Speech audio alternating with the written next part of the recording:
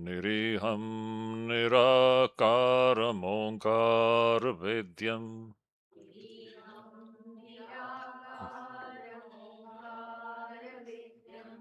यतो जायते पाल्यते येन विश्वम्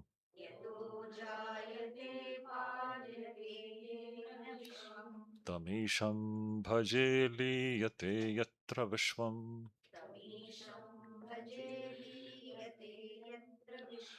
सहना भवतु सहनौ भुनक्तु सह वीर्यं करवावहै तेजस्विनावधीतमस्तु मा विद्विषावहै। ॐ शान्ति शान्ति शान्तिः।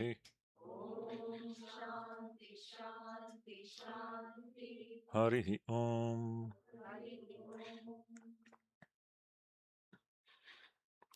भगवत स्वरूप भक्त वृंद, आप सभी को मेरा प्रणाम।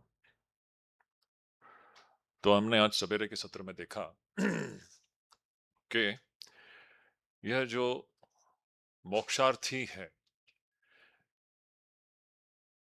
ये मोक्षार्थी शब्द बड़ा महत्वपूर्ण है। हम सब मोक्ष को प्राप्त करना चाहते हैं। अगर हम श्री रामकृष्ण की भाषा में कहें तो क्या है? खंडन भवबंधन। हर रोज हम लोग आरती में ये गाते तो हैं, लेकिन हम कहाँ तक इसको गंभीरता पूर्वक लेते हैं, ये एक प्रश्न है। Are we really serious about खंडन भवबंधन? तो एक प्रश्न आएगा, ये सीरियसली जो खंडन भवबंधन के बारे में सोच रहे हैं उनके लिए है शास्त्र। जो जगत के वस्तुओं को प्राप्त, अभी जीव जो है ईश्वर के पास साधारणतः 99% जो जीव है, देखो सभी मंदिरों में जो भीड़ लगी हुई है, यहाँ पर एक मुझे नाम नहीं लेना चाहिए, एक स्थान है अल्मोड़ा में, वहां पर बहुत भीड़ लगती है। अल्मोड़ा के पास काठ गोदाम से अल्मोड़ा आने के रास्ते पर बहुत भीड़ लगती है।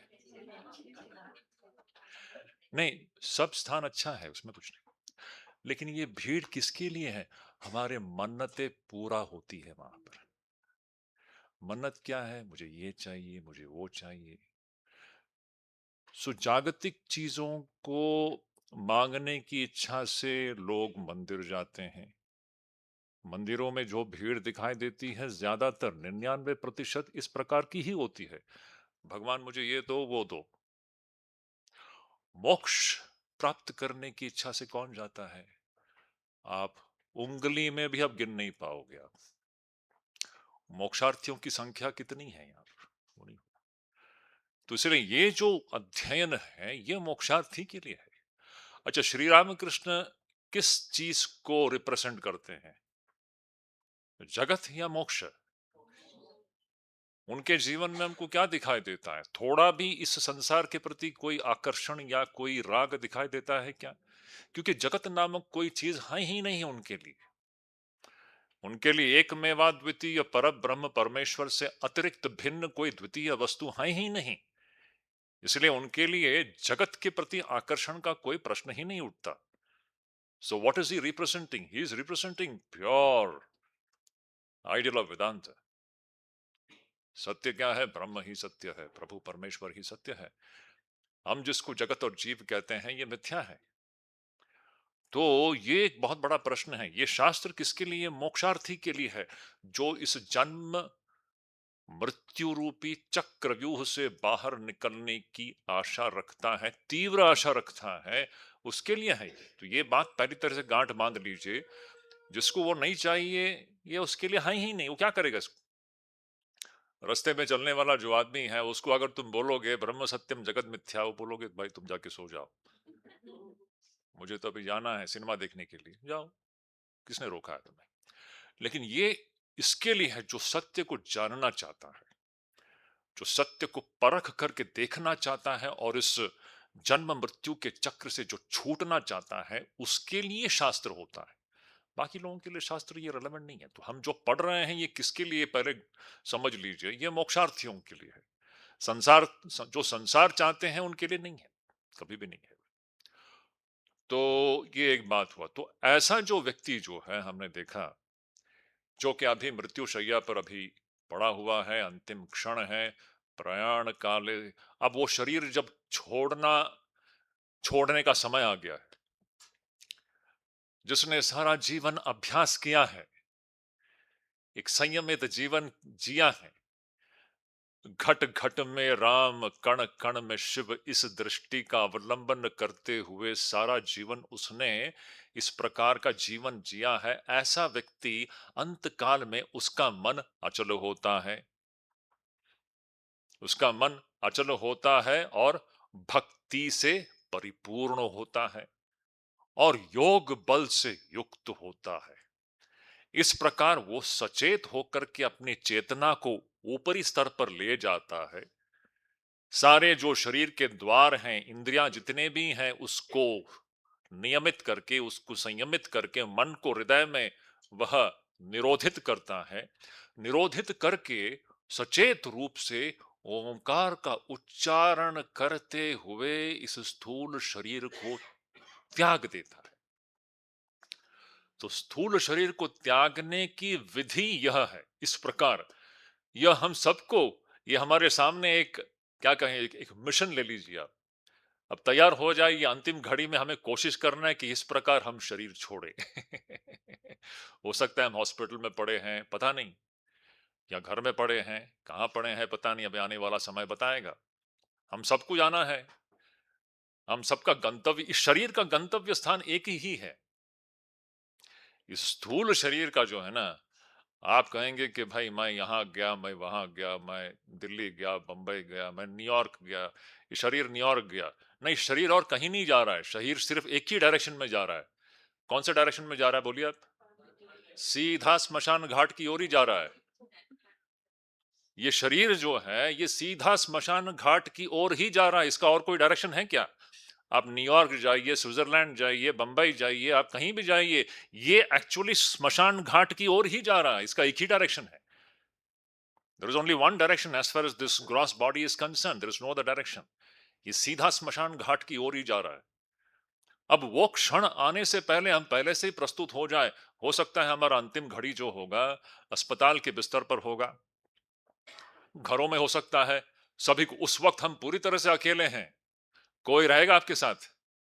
आपके पति हो, पत्नी हो, बच्चे हो, कोई नहीं रहता है। उस अंतिम घड़ी में आप ही है, और यह स्मरण होना चाहिए, यह स्मरण होना चाहिए। तो अभी से ये तैयारी है, उस अत्यंत ही महत्वपूर्ण घड़ी को हम कैसे फेस करें, अभी से हम तैयार हो जाएं। यह उस वक्त हमारा मिशन होगा, टारगेट होगा। पूरे with full alertness and consciousness, the subtle body is now fully involved in remembering the supreme reality. But that is not possible unless we do it when we are living today. No magic is going to take place. कोई जादू नहीं होने वाला है।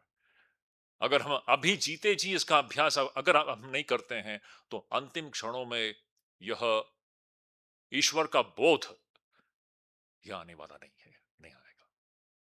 तो इसीलिए इस प्रकार भगवान कहते हैं, यहाँ पर श्री कृष्ण कहते हैं, ओंकार के उच्चारण के साथ साथ यह जो जीव जो है, अपने स्थूल शरीर को त्याग देगा। ओम इति एकाक्षरम ब्रह्म व्याहरन माम अनुस्मरन यः प्रयाति। इस प्रकार जो प्रयाण कर लेता है, तो क्या होता है? त्यजन देहम स याति परमाम गतिम। वो उस परम गति को प्राप्त कर लेता है, उसे जन्म मृत्यु के चक्र से वो छूट जाता है। ये सिद्धांत है। अब देखिए आगे, भगवान कृष्ण कहते हैं, अनन्य चेता सततम यो मां स्मरति नित्यशः तस्याहं सुलभ पार्थ नित्ययुक्तस्य योगिनः। भगवान कृष्ण कहते हैं, अनन्य चेता सततम यो माम स्मरति। माम स्मरति, यो माम स्मरति, जो मेरा स्मरण करता है। बाकी शब्द बहुत ही महत्वपूर्ण है यहां पर। ईश्वर का स्मरण करना, हम्म? ईश्वर का स्मरण करना कैसे? अनन्य चेता, ये शब्द बड़ा महत्वपूर्ण है। अनन्य, ईश्वर से अन्य कुछ भी नहीं है, वह अनन्य है। अनन्य चेता, जिसके बोध में, जिसकी दृष्टि में ईश्वर से अन्य, ईश्वर से भिन्न कुछ है ही नहीं। इस प्रकार का जो बोध है, इस प्रकार का स्मरण, अनन्य चेता। ये अनन्य शब्द आप देखेंगे हमारे गीता में कई बार आती है, हमारे शास्त्रों में आती है, सर्वत्र आपको देखने को मिलेगा अनन्य। और एक आपने सुना होगा, इसके अगले अध्याय में ही वो आता है, नवम अध्याय में, अनन्याश्चिन्तयन्तो माम ये जना पर्युपासते तेषां नित्याभियुक्तानां योगक्षेमं वहाम्यहम्। प्रसिद्ध है। तो वहां भी अनन्याश्चिन्तयो यो माम, अनन्याश्चिन्तयन्तो माम, अनन्य चिंता, जो सब समय ईश्वर की चिंता कैसे करता है, ईश्वर का स्मरण कैसे करता है, ईश्वर से भिन्न कुछ है ही नहीं, इस प्रकार का चिंतन। तो अनन्य चेता सततम, जो इस प्रकार अनन्य भाव से ईश्वर की चिंता करता है, और कैसे? सततम, सब समय, और नित्यशः, दो शब्द हैं, सततम और नित्यशः। तो सततम का मतलब क्या है? अखंड भाव से, जिसमें खंड नहीं है, unbroken memory of the supreme reality, unbroken. अक्सर क्या होता है, हम लोग ईश्वर स्मरण करने के लिए, ये तो सभी साधक लोग बीच बीच में एकांतवास करने के लिए जाते हैं। जैसे कि अभी आप लोग यहाँ आए हो, आप लोग अपने अपने शहरों से, अपने अपने स्थानों से इतना दूर यहाँ पर आए हो। यहाँ पर क्यों आए हो? ईश्वर स्मरण करने के लिए, है ना? पिछले 2 दिन से क्या चल रहा है? आप लोगों के मन में एक प्रकार से ईश्वर स्मरण ही चल रहा है, और ये सब कुछ उसी उसी के लिए है। ये जो भी चल रहा है यहाँ पर, वो फिर वो व्याख्यान हो या भजन हो या कुछ भी हो, आपको इस परिसर में सिर्फ ईश्वर का ही स्मरण हो, इस प्रकार की सुविधा हम बनाने का प्रयास कर रहे हैं। सत्संग एक बहुत बड़ा, एक पावरफुल चीज है। सत्संग से बढ़कर कुछ नहीं है। जब जब हम ऐसे किसी व्यक्ति के सन्निधि में होते हैं, हाँ, ऐसे किसी व्यक्ति के सानिध्य में होते हैं जो कि इस प्रकार का जीवन जीता हो, तो हमारे अंदर भी वही भाव संक्रमित होती है। It's very important point. ये किताब नहीं कर सकती। आप घर में बैठ करके किताब पढ़िए, वो भाव नहीं आएगा। लेकिन जब आप किसी ऐसे व्यक्ति के सानिध्य में हो जो उस प्रकार का जीवन जी रहा हो, तो देखेंगे वो अलग ही है। वहां पर संक्रमण होता है। It's a transmission, it's a physical transmission of conviction which books can not give. आप घर में बैठ के बुक्स पढ़ोगे, लेकिन वो नहीं होता। But when you are in the proximity of a person who is living that life, who has got strong conviction about what he is speaking, it gets transmitted. इसलिए सत्संग का बहुत, शंकराचार्य जी बहुत सुंदर कहते हैं, आप लोगों ने सुना होगा, सत्संगत्वे निस्संगत्वम, निस्संगत्वेन निर्मोहत्वम, निर्मोहत्वे निश्चल तत्वम, निश्चल तत्वे जीवन मुक्ति। तो देखिए, शुरुआत है सत्संग, उसका अंतिम परिणति है जीवन मुक्ति। मृत्यु के बाद वाली मुक्ति नहीं, जीवन मुक्ति अभी इसी क्षण। सत्संग उतना महत्वपूर्ण है, क्योंकि सत्संग से क्या होता है, निस्संगत्व उत्पन्न होती है।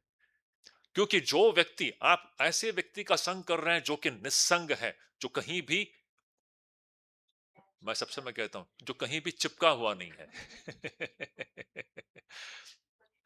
आप लोगों ने सुना होगा ना, चिपकना बना है। अंत में आप देखोगे, पूरा भगवत गीता वेदांत का मूल सार आप यह कह सकते हो, इस मिथ्या जगत से चिपके मत, सबके साथ रहिए, सबका ख्याल रखिए, जानिए यहां कुछ भी अपना नहीं है। चिपके मत, चिपक गए तो गए। इसीलिए चिपकना मना है। चिपकना मना है ऐसा नहीं, चिपकना सख्त मना है। तो चिपकना नहीं है, चिपक गए तो गए। तो ये सत्संग का मतलब क्या? सत्संग से होता क्या है? निस्संगत्व आती है। अब वो कैसे आती है? क्योंकि हम ऐसे व्यक्ति के सानिध्य में जो स्वयं निस्संगत्व में प्रतिष्ठित है या उसका अभ्यास कर रहा है। जब हम ऐसे व्यक्ति के सानिध्य में हो, हमारे अंदर भी वो निस्संगत्व आ जाता है। और जैसे ही अंतःकरण निस्संग हो जाएगा, निर्मोहत्व आ जाएगा। ये मोह जो है ना, मोह बड़ा बड़ा प्रबल है। मोह व्यक्ति को अंधा बना देता है, बिल्कुल अंधा बना देता है। मेरा ये, मेरा वो, ये मोह है। ये मेरा जो ना, मेरा मेरा शब्द के द्वारा हम जैसे दूसरों के साथ जुड़ते हैं, दूसरों के साथ हमारा जुड़ाव किस प्रकार से है? मेरा रूपी जो धागा है ना, मेरा मेरा मेरा एक धागा के समान है, जिसके द्वारा हम दूसरों के साथ जुड़ जाते हैं, चिपक जाते हैं, अंधे हो जाते हैं। इसको मोह कहते हैं, मोह। मेरे बच्चे, मेरा पति, मेरी पत्नी, मेरा पुत्र, मेरा पुत्री, ये चलता ही रहता है। मेरा मेरा पूरा एक अंधापन है। It makes us blind. This is delusion, this is infatuation. तो जब निसंगत्व आता है तो अपने आप ही मोह भी चला जाता है, निर्मोहत्व आ जाता है। और जब निर्मोहत्व, अंतःकरण का मोह जब चला जाएगा, जब यहां मेरा भाव चला जाएगा सब चीजों के प्रति, तो फिर क्या? निश्चल तत्वम। फिर वो जो निश्चल आत्म तत्व जो है ना, वो अपने आप ही मैनिफेस्ट हो जाता है। Manifestation of the potential divinity. It will happen, होना ही है। तो देखिए, ये बहुत बड़ा एक मुद्दा है। हमारे अंदर ये जो डिविनिटी जो है, वो अभी मैनिफेस्ट क्यों नहीं हो रही है? क्योंकि मोह रूपी पर्दा है। हमारे अंतःकरण में मोह रूपी पर्दा है, जो इस पोटेंशियल डिविनिटी को वह अभिव्यक्त होने नहीं दे रही है। तो जब अंतःकरण मोह मुक्त होगा, तो क्या होगा? जीवन मुक्ति। यहीं पर निश्चल तत्व और जीवन मुक्ति। आप अपने स्वरूप को अभी जान जाओगे और यहीं पर आप मुक्ति को प्राप्त करोगे। तो देखो, इसकी शुरुआत कहां से होती है? सत्संग से। सत्संग बड़ा ही प्रबल है। तो यहां पर श्री कृष्ण कहते हैं भगवत स्मरण कैसे करना है? सतत और नित्यशः। दो शब्द हैं यहां पर। सतत का मतलब क्या है? अखंड भाव से। अखंड भाव से, जिसमें कोई खंड ना हो, विच्छेद ना होते हुए, विच्छेद ना होना, अविच्छिन्न रूप से ईश्वर स्मरण। ऐसे अविच्छिन्न रूप से ईश्वर स्मरण करने के लोग एकांतवास करने जाते हैं, है ना? तो हो गया, हो सकता है आप किसी जगह पे, आप अल्मोड़ा आए, यहाँ आए, आप 2 दिन से आप अविच्छिन्न रूप से आप ईश्वर स्मरण कर रहे हैं, लेकिन यहां से वापस जाते ही वो खंडित हो जाएगा। यहाँ 2 दिन थे तो अविच्छिन्न रूप से आप लोग कर रहे थे, लेकिन यहां से लौटते ही उसमें खंड आ जाएगा, दोबारा वो सब चला जाएगा, है ना? शंकराचार्य कह रहे हैं, तो इसलिए सिर्फ अविच्छिन्न रूप से 1 या 2 दिन करने से नहीं चलेगा। नित्यशः। नित्यशः का मतलब क्या है? आप अविच्छिन्न रूप से ईश्वर का स्मरण सिर्फ 1 या 2 दिन करने मात्र से नहीं चलेगा। ये नित्यशः होना चाहिए। नित्यशः मतलब 1 दिन नहीं, 1 महीना नहीं, 6 महीना नहीं, वो ऐसे लिखते भाष्य में, सारा जीवन। सारा। नित्यशः मतलब 1 या 2 दिन नहीं, इस प्रकार अविच्छिन्न रूप से ईश्वर का स्मरण अंत काल तक। इस प्रकार मतलब पूरी तरह से ईश्वर दृष्टि का अवलंबन करके ही, घट घट में राम, कण कण में शिव, इस दृष्टि का अवलंबन करके सारा जीवन को उस प्रकार से जीना। इस प्रकार जो ईश्वर का स्मरण करेगा, श्री कृष्ण कहते हैं, तस्याहम सुलभ पार्थ, उसके लिए मैं सुलभ हूं। उस व्यक्ति के लिए मैं बहुत सुलभ हूं। I am very easily attend by that person. Very simple. उस व्यक्ति के लिए मैं सुलभ हूं। उसका मतलब क्या है? जो ऐसा नहीं करते हैं उनके लिए यह असंभव है। उल्टा जो है उसका असंभव है।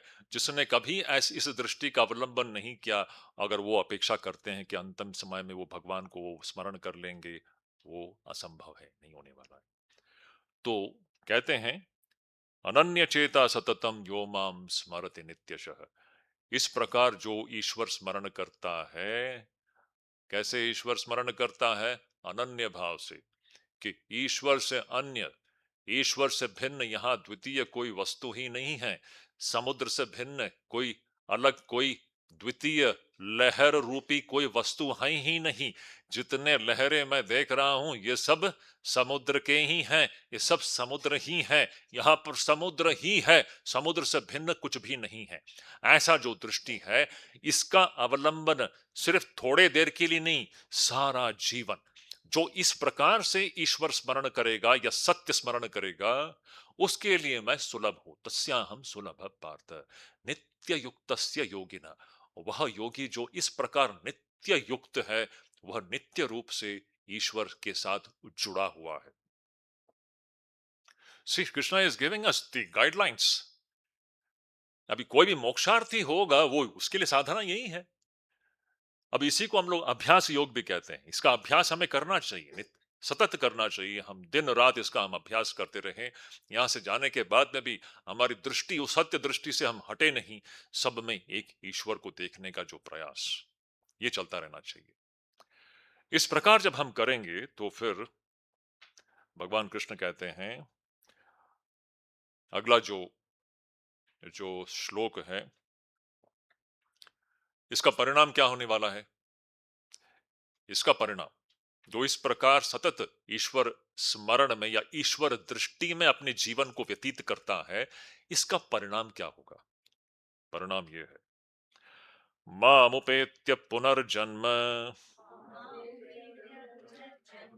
दुःखालयमशाश्वतम्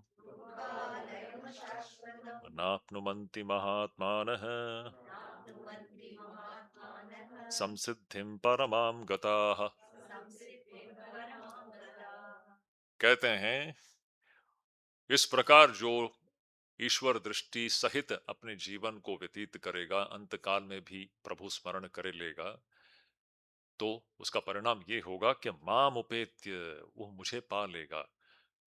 मतलब सत्य में जन्म मृत्यु रूपी चक्र से निकल जाएगा। माम उपेत्य, वो मुझे प्राप्त करके पुनर्जन्म दुखालयम अशाश्वतम नाप्नुवंती, वो दोबारा पुनर्जन्म उसका नहीं होगा। पुनर्जन्म, पुनर्जन्म ना आपनोती, वो दोबारा उसका इस क्या कहें, इस नश्वर अशाश्वत, और यहां पर दो शब्द यहां पर श्री कृष्ण, ये जो सापेक्षिक जो स्तर है, हमारा जो ये व्यवहारिक स्तर जो है, इसको कैसा, इसका वर्णन कैसा है हमारे शास्त्रों में? दुखालयम अशाश्वतम, दो चीजें। ये दुख का आलय है। दुख का आलय का मतलब क्या है? आलय का मतलब जहां हम लोग रहते हैं।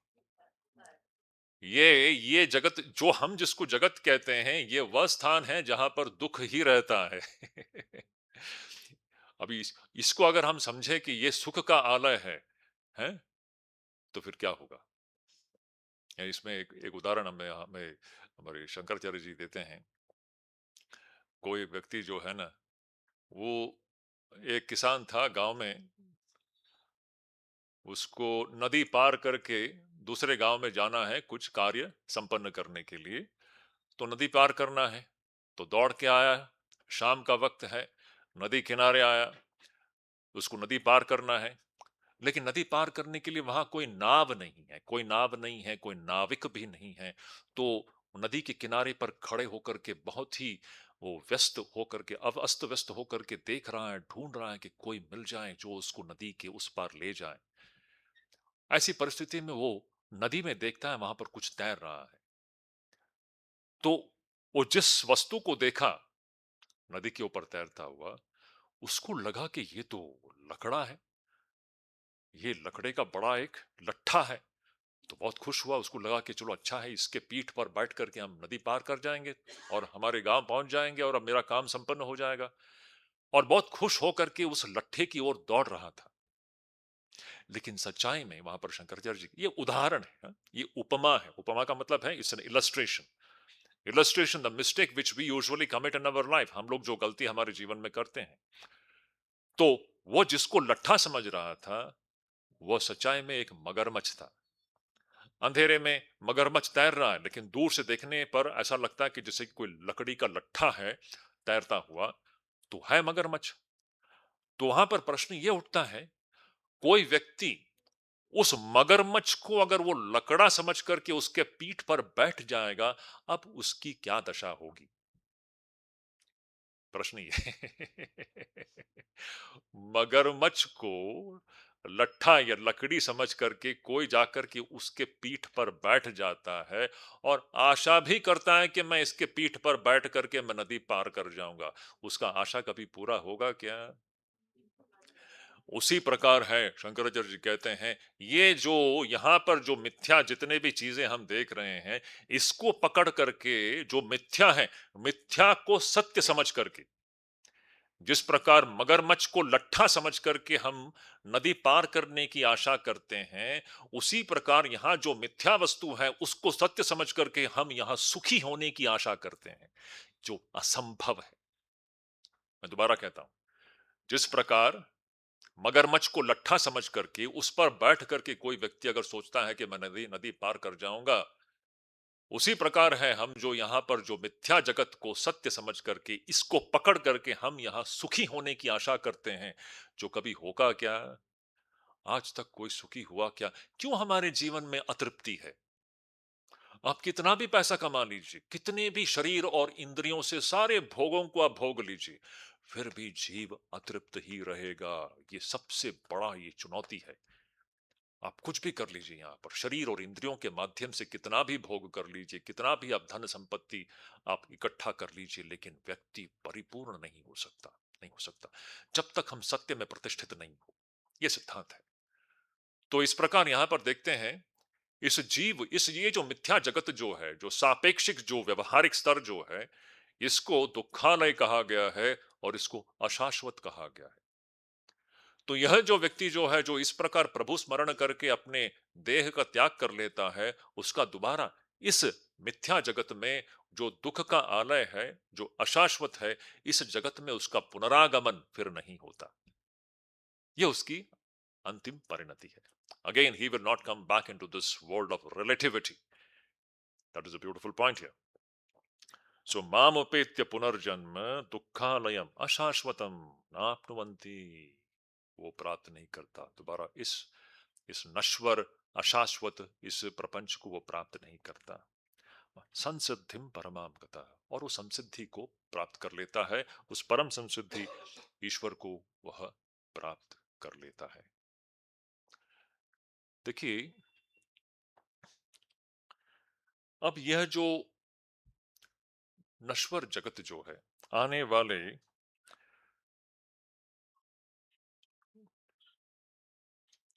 3 श्लोकों में, 16, 17 और 18, इन 3 श्लोकों में श्री कृष्ण यह जो नश्वर जो जगत जो है, अशाश्वत जो ब्रह्मांड जो अशाश्वत है, इसका चित्र हमारे सामने रख रहे हैं। इसकी सापेक्षता, ये कैसे ये सापेक्ष है, ये निरपेक्ष नहीं है, ये नश्वर है, ये अशाश्वत है। इस अशाश्वत जगत का विवरण हमें दे रहे हैं आने वाले 3 श्लोकों में, 16, 17 और 18, इन 3 श्लोकों में। अच्छा, ये क्यों दिया जा रहा है?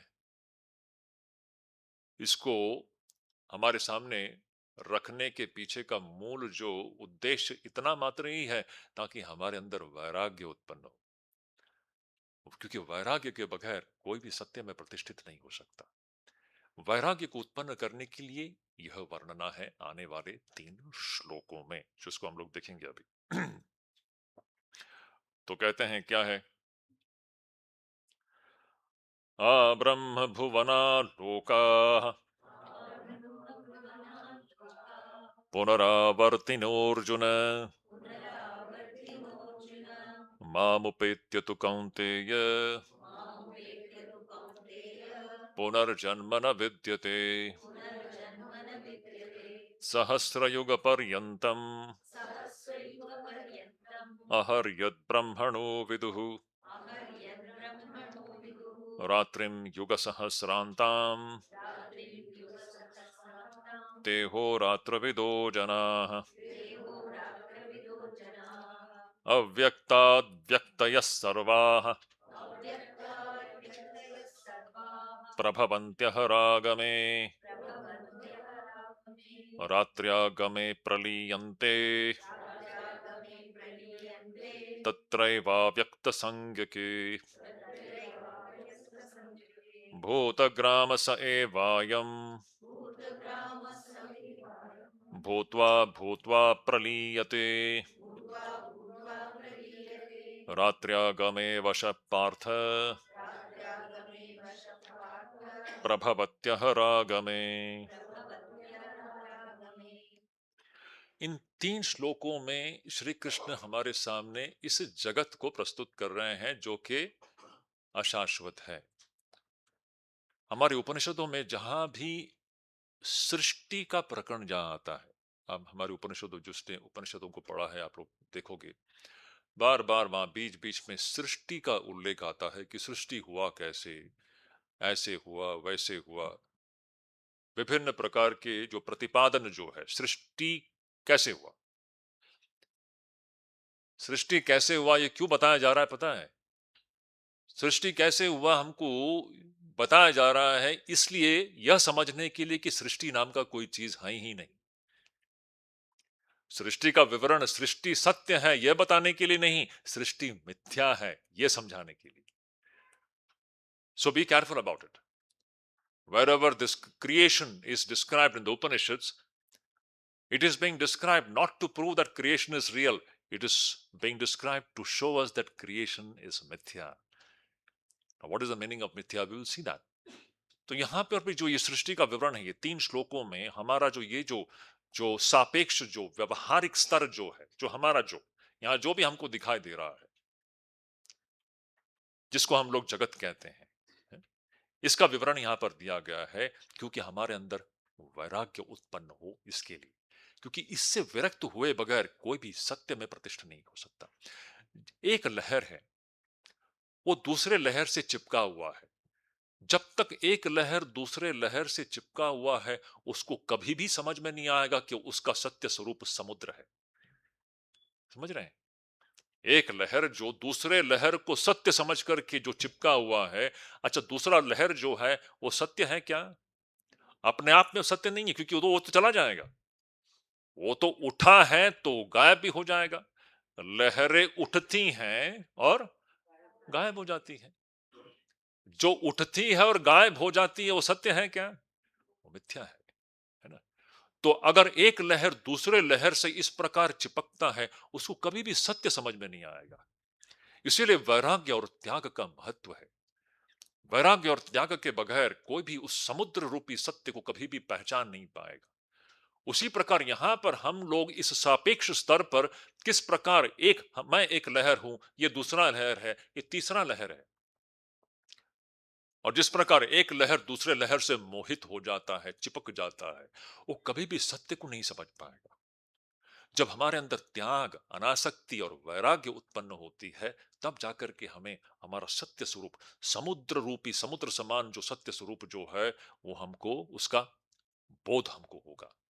तो वैराग्य और त्याग के बगैर यह संभव नहीं है। उस वैराग्य और त्याग को उत्पन्न करने के लिए ये तीन श्लोक हैं। सृष्टि सत्य है यह बताने के लिए नहीं, सृष्टि मिथ्या है यह बताने के लिए, यह कहने के लिए इस मिथ्या सृष्टि से मोहित ना हो। इस मिथ्या सृष्टि के मूल में जो सत्य वस्तु है, उस उसको देखना है, उसको देख करके इसको हैंडल करना है। This is the idea behind this presentation. तो यहां पर एक्चुअली स्पीकिंग, ये आने वाला जो तीन श्लोक है ना, थोड़ा सा मैं इसको सरल रूप में अब मैं आपको बता दूंगा। आपको थोड़ा सा कठिन लगेगा, आप चिंता मत कीजिए, जो भी है वो मिथ्या है। तो ज्यादा इसमें दिमाग लगाने की कोई आवश्यकता नहीं। मिथ्या चीज में दिमाग लगाए जो मिथ्या है वो तो मिथ्या ही है। अच्छा आप मुझे बताइए, स्वप्न सत्य है झूठा है? पक्का है? स्वप्न सत्य है या मिथ्या है? मिथ्या है ना। कोई भी व्यक्ति जगने के बाद स्वप्न को सत्य नहीं मानता, लेकिन जब सपना चलता है तो बिल्कुल इसी प्रकार चलता है। जब चलता है हमको पता भी नहीं होता कि वो सपना है।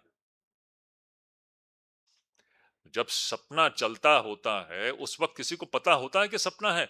उस वक्त सब कुछ इसी प्रकार वहां सत्य लगता है, वहां भी पूरा विश्व ब्रह्मांड है। वहां भी पूरा विश्व ब्रह्मांड है जिस प्रकार यहां पर है।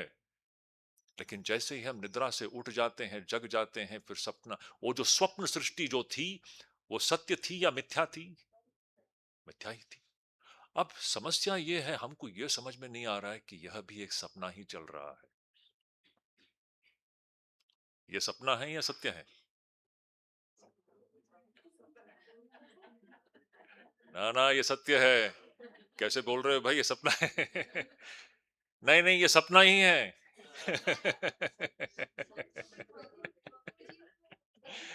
ये सपना ही है। ये हमको समझ में नहीं आता। जिस दिन ये समझ जाएंगे कि ये सपना चल रहा है, आपकी समस्याओं का अंत उसी वक्त हो जाएगा।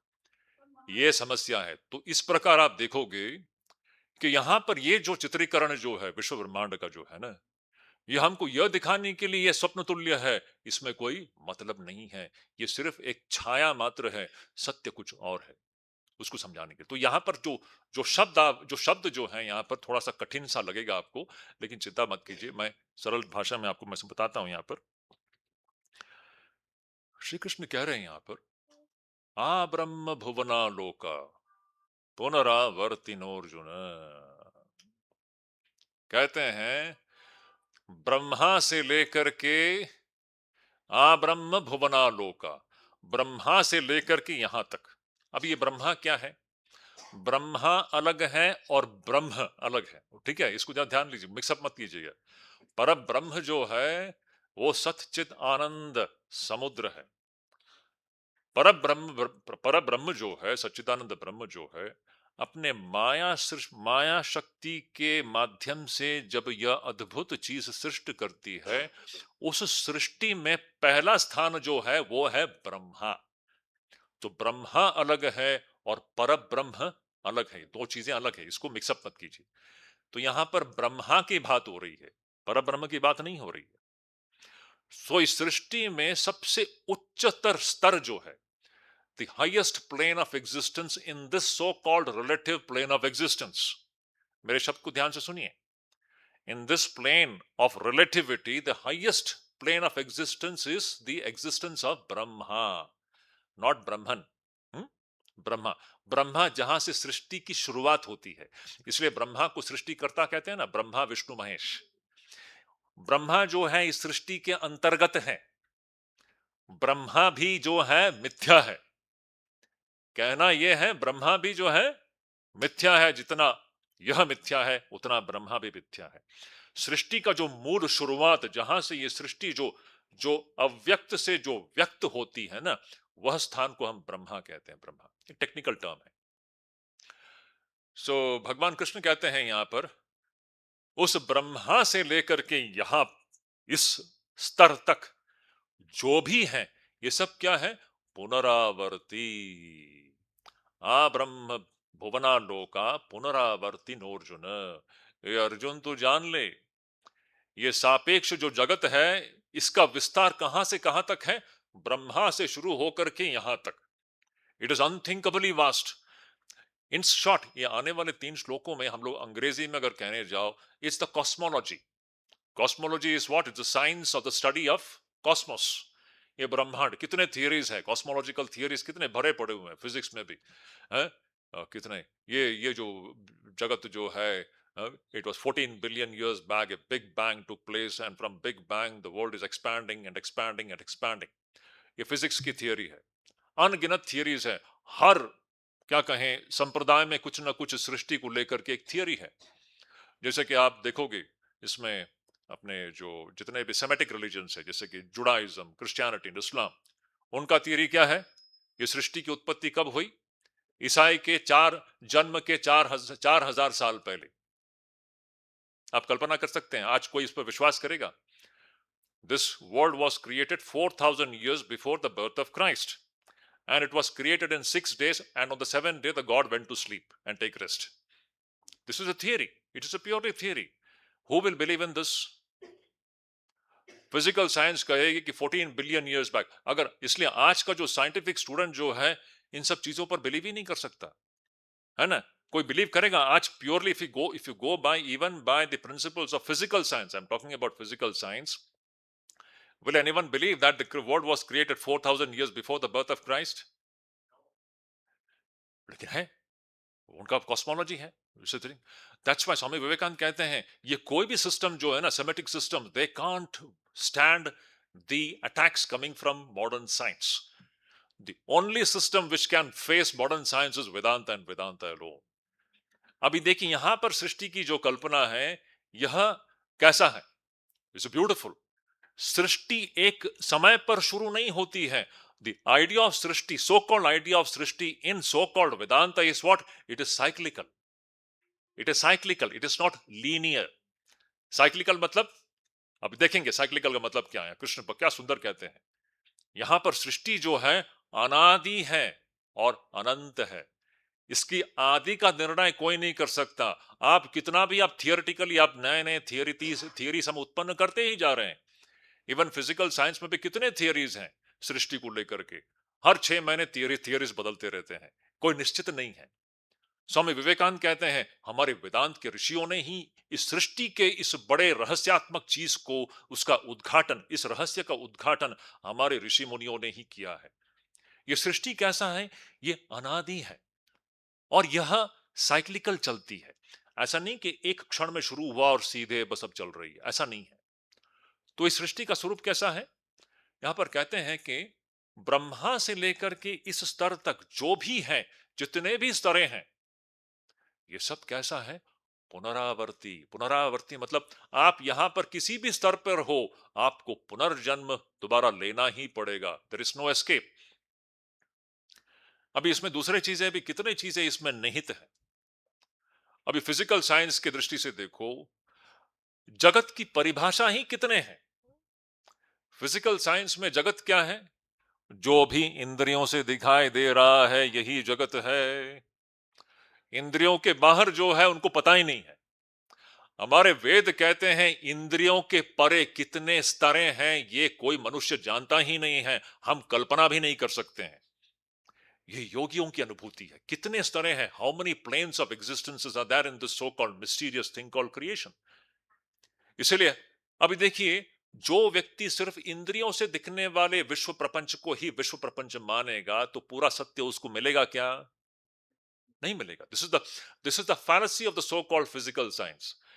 That's why you see Swami Vivekananda says, ये फिजिकल जो फिजिक्स साइंटिस्ट जो है, फिजिकल साइंटिस्ट जो है, फिजिसिस्ट जो है, जो बहुत ही गर्व करते हैं, कहते हैं कि हम लोग बहुत रैशनल है?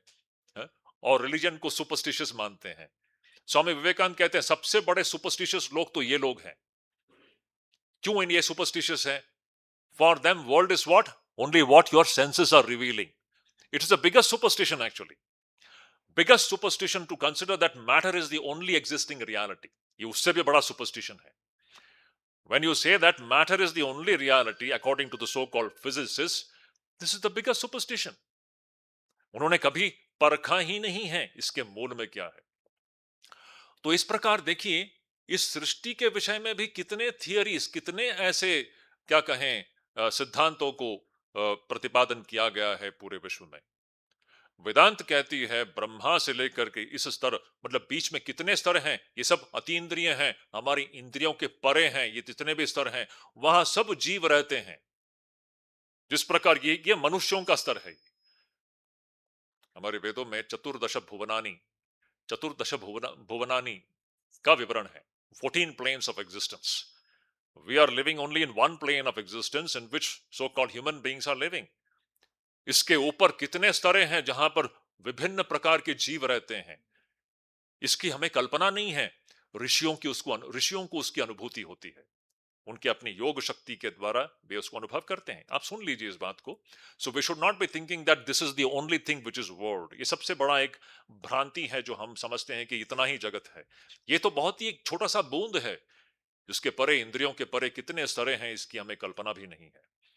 तो यहां पर भगवान कृष्ण कहते हैं ब्रह्मा से लेके जितने भी स्तरें हैं और इस मनुष्य लोक पर्यंत जितने भी हैं, ये सब क्या है? पुनरावर्ती। पुनरावर्ती मत, यहां पर आप कहीं भी पहुंच जाओ, हो सकता है आप इस ह्यूमन प्लेन से छोड़ करके एक हायर प्लेन में पहुंच जाओगे, लेकिन मुक्त नहीं होगे। दोबारा आपको घुमा फिरा के यहीं पर आना होगा। ये सब पुनरावर्ती, अर्जुन है। लेकिन कृष्ण कहते हैं माम उपेत्य तु कौन्तेय पुनर्जन्म न विद्यते। लेकिन तुम अगर मुझे प्राप्त कर लोगे तो फिर पुनर्जन्म नहीं होता। देखिए, दो बातें इसमें बताई जा रही हैं। इस सापेक्ष जगत के अंदर आप कहीं भी पहुंच जाओ, आपका पुनर्जन्म होगा। लेकिन आप प्रभु परमेश्वर को प्राप्त कर लोगे तो फिर पुनर्जन्म नहीं होता। You understand? In this mysterious thing called the cosmos, in which there are several planes of existences, no matter where you exist, you are subject to rebirth. That is the point. पुनर्जन्म से आप बच नहीं सकते हो। लेकिन ज्ञान के द्वारा, भक्ति के द्वारा आप अगर उस परम परमेश्वर को आप प्राप्त कर लोगे तो फिर इस रिलेटिव वर्ल्ड में दोबारा हमें आना नहीं पड़ता है। ये सिद्धांत है। माम उपेत्य तु कौन्तेय पुनर्जन्म न विद्यते। अब ये रिलेटिव वर्ल्ड कैसा है, थोड़ा ध्यान से सुन लीजिए। थोड़ा सा इसमें थोड़ा सा गणित भी है, इसमें थोड़ा सा मैथमेटिक्स भी आएगा। तो देखते हैं इसमें क्या कहते हैं। श्री कृष्ण कहते हैं, सहस्त्र युग पर्यंतम अहर यत ब्रह्मणो विदु रात्रिम युग सहस्रांतम तेहो रात्र विदो जना। रात्र विदो जना, ऐसे मनीषी लोग हैं, ऋषि लोग हैं जो कि रात और दिन के वेत्ता है। वेत्ता मतलब जो रात और दिन के रहस्य को जानते हैं। क्या मतलब है इस रात और दिन के रहस्य को जानने का मतलब क्या है? रात तो रात है, दिन तो दिन है। या हम किसकी रात और किसके दिन की बात कर रहे हैं? यहां पर हम किसके रात, जिस प्रकार हमारा दिन और रात है ना, उसी प्रकार ब्रह्मा का भी दिन और रात है। Now we are studying the plane of relativity. Okay, अंग्रेजी में अगर कहने जाओ, this is what relativity is not a new idea for us. जिस आइंस्टाइन का जो सबसे विख्यात जो थियरी ऑफ रिलेटिविटी है, it is not at all a new idea in Vedanta. This is the most ancient idea discovered by the rishis. This is a plane of relativity. तो यहां पर जो ये जो ऋषि और मनीषी लोग जो है, वो जो कि रात और दिन के रहस्य को जानते हैं। किसके रात और दिन के रहस्य को जानते हैं? ब्रह्मा के रात और दिन के रहस्य। तो कहते हैं, सहस्र युग पर्यंतम अहर यद ब्रह्मणो। ब्रह्मणो अह, ब्रह्मणो अह का मतलब क्या है? ब्रह्मा का एक दिन। ब्रह्मा का एक दिन और ब्रह्मा का एक रात। अब यहां पर हिसाब यह है, आप ऐसा सोच लीजिए। मैं एक उदाहरण देता हूं, पहले मैं आपको उदाहरण से समझा देता हूं, फिर इसके बहुत ही छोटे छोटे कीट और कृमियां हैं जो कि आंखों से दिखाई भी नहीं देती हैं। जस्ट इमेजिन, फैक्ट है, biologically there are small small micro और super micro organisms which are not even visible to the eyes, जो आंखों से दिखाई भी नहीं देती। ऐसे जो माइक्रो ऑर्गेनिजम्स हैं, वे लाखों बार जन्म लेते हैं और मरते हैं। वो लाखों बार जन्म लेकर के जब मरते हैं, वो हमारे लिए एक दिन होगा। हमारे एक दिन में वो एक माइक्रो ऑर्गेनिज्म लाखों जीवन जी लेता है। उसका जो लाखों जीवन जो है, मेरे स्तर पर मेरे लिए सिर्फ एक दिन है। उसी प्रकार मेरा जो लाखों लाखों जन्म जो है ना, वो ब्रह्मा के लिए एक मिनट होगा। समझ रहे हैं? Plane of relativity, pure relativity, that is what Krishna is saying here. Brahma जो सृष्टि के मूल में है, जो सृष्टि करता है, उसका एक दिन जो, अभी उसका मैं आपको हिसाब बता देता हूं। यहां पर श्री कृष्ण कहते हैं सहस्त्र युग। हमने सभी युगों की बात कही है, सुनी है हमने, है ना? युग कितने युग है? चार युग है। क्या क्या है? सत्य युग है, त्रेता युग है, द्वापर युग है और कलयुग है। अब थोड़ा सा गणित लगाना पड़ेगा, है? अब ये जो अभी हमारे ऋषियों की बात मैं बता रहा हूं, कलयुग, कलयुग कहते हैं 4,32,000 मनुष्यों का जो वर्ष है। 4,32,000 human ears is what is one कलयुग। इसको आप 2 से मल्टीप्लाई कीजिए तो वो द्वापर युग होगा। 4,32,000 ईयर्स जो है हमारा, वो एक कलयुग है। एक it's a span of time. Multiplied by 2, वो द्वापर युग होगा। कलयुग का जो 4,32,000 multiplied by 3 will be Treta युग, and 4,32,000 कलयुग मल्टीप्लाइड बाय 4 will be सत्य युग। अब कितना होगा आप लगाइए, मुझे पता नहीं। अब ये सब, ये जो चारों युग को मिला करके एक महायुग हो जाएगा। महायुग, ये चारों को मिला करके एक महायुग कैसे कितना होगा पता है? It will be something like 43 lakh something something, जो भी होगा। आप कैलकुलेटर है तो आप कैलकुलेट कर लीजिए। Something like 4,32,000 multiplied by 2 multiplied by 3 multiplied by 4, सब मिला के it comes to some 43 lakh so many thousand years which will be one महायुग। इस प्रकार 1000 महायुगस, इस प्रकार वो जो 43 lakh so and so many years जो है, जो एक महायुग है, उस प्रकार 1000 महायुग जो होगा वह ब्रह्मा का एक दिन होगा। एक दिन, एक दिन मतलब एक दिन नहीं, आधा दिन, 12 घंटे, जिसको हम एक कल्प कहते हैं, एक कल्प।